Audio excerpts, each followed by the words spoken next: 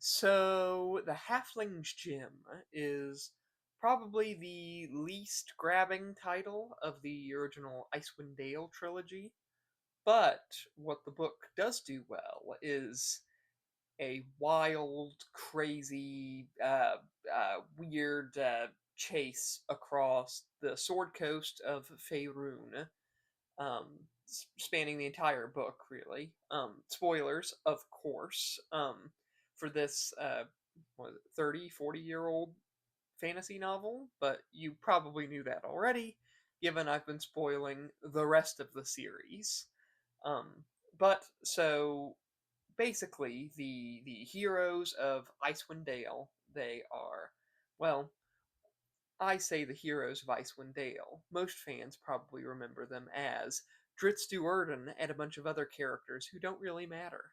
But that's neither here nor there. They are on the hunt for the assassin, Artemis Trary, who also is one of those characters who he's on par with Dritz, certainly, and the only other character in this book who matters, according to most fans. Um, Artemis has kidnapped their dear friend Regis and plans to deliver him to Jabba the Hutt. I mean, well, seriously, the character's name is Pasha Pook, I think, and I'm still not quite sure if I'm saying that name right. He's he's an odd one, really. This crime lord living in the South.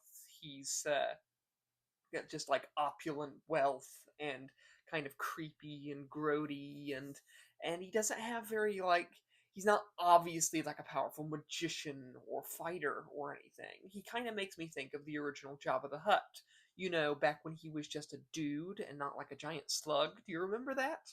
I mean, because I obviously didn't live through the original release of Star Wars, but I have come to know that Jabba the Hutt was just a human man originally, and I'm kind of getting the same vibe from this Pasha Pook guy that he's like this human crime lord, not very impressive, but very frightening in manner and in the way he applies himself.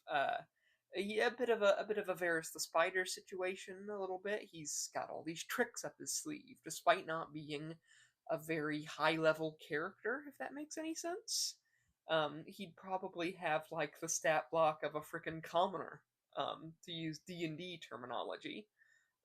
But I guess that kind of the Jabba the Hutt analogy does make Artemis and Trary Boba Fett in this situation, which is kind of fun and kind of doesn't do him justice because in the end Artemis is like the secondary main character of this book.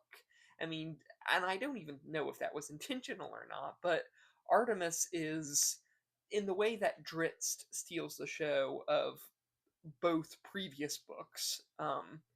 Artemis steals the show here, very much so.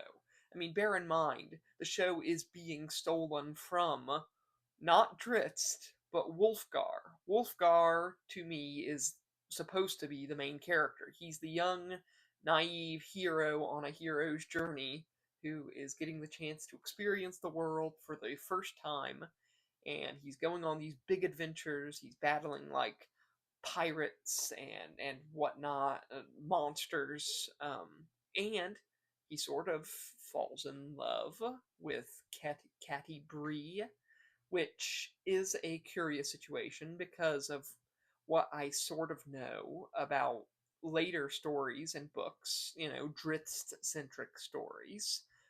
And I'm not going to get into why I find that later stuff to be weird and creepy and a little gross and awkward on so many levels.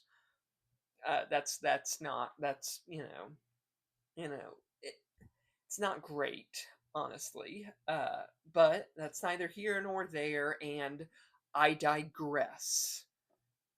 Anyway, Wolfgar to me is the main character. He's not the most interesting, but he has a pure heart and he has a magic hammer, and he means business. He's like Thor. And I feel I must warn again of spoilers. I've already done it, but I'm gonna spoil another big one. Brunor Battlehammer, who, again, spoiler, he died at the end of the last book. Only in this book, he didn't. And he's a character who never clicked with me. He's just kind of, he's like all of his kind, a kind of poor cartoonish caricature of Tolkien's dwarves, and it kind of shows. I mean, it really shows. He's like,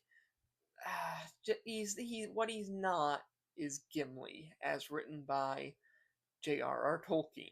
I mean, he's not bad either. I don't mind him or anything, but he's like, he's not absurd or that like perpetually drunken stereotype or anything. He's just not really anything. He It just doesn't do it for me, And Salvatore killed him only to bring him back Gandalf style, and he's still not that interesting. I feel so mean to say. It feels like he might have been more interesting dead to me. But like I don't know. That's just me, and I do feel cruel saying it because the Halfling's Gem is a lot better than Streams of Silver.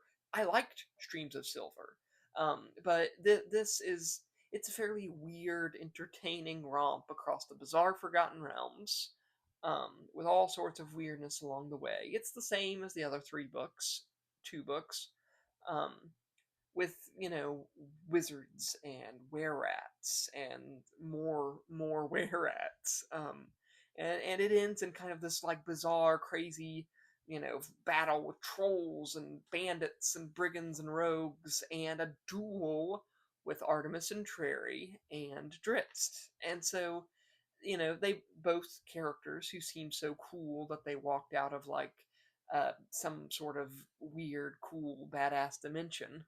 And Artemis is a great villain in this, but I can't help but think that, knowing what I know, that things kind of get a little Marvel Universe y, if that makes any sense at all, with how things just get way too big and way too grand and everything's blown out of proportion.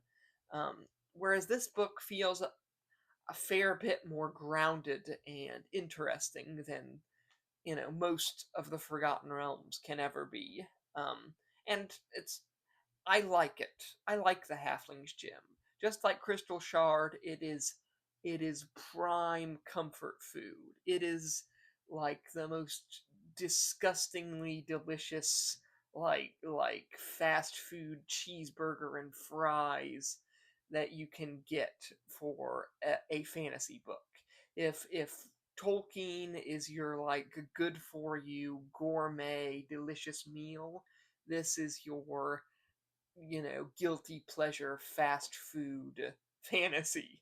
Uh, and it's good for that reason. It honors Tolkien without trying to be necessarily, and it does some very great stuff on its own. And in the end, as a complete series, it works rather well. I think these three books they tell a fun, fairly light-hearted story with wild adventures and high strangeness and all sorts. And in some ways, I think it's a shame that they continued for another 500,000 more books.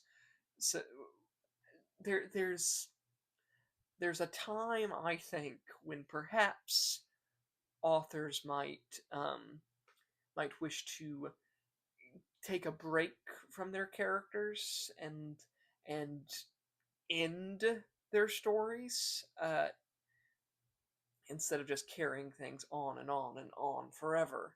Um, I having not read the the the endless array of Drizzt books and Icewind Dale books after these three, I'm afraid I cannot safely make such assertions.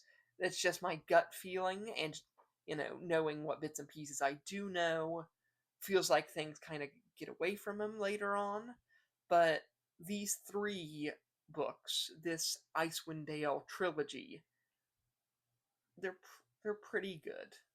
So yeah, and also there are some pretty great fights in it. Shout out to Artemis and Trary, who never fights fair, because fighting fair gets you killed. So yeah, bye.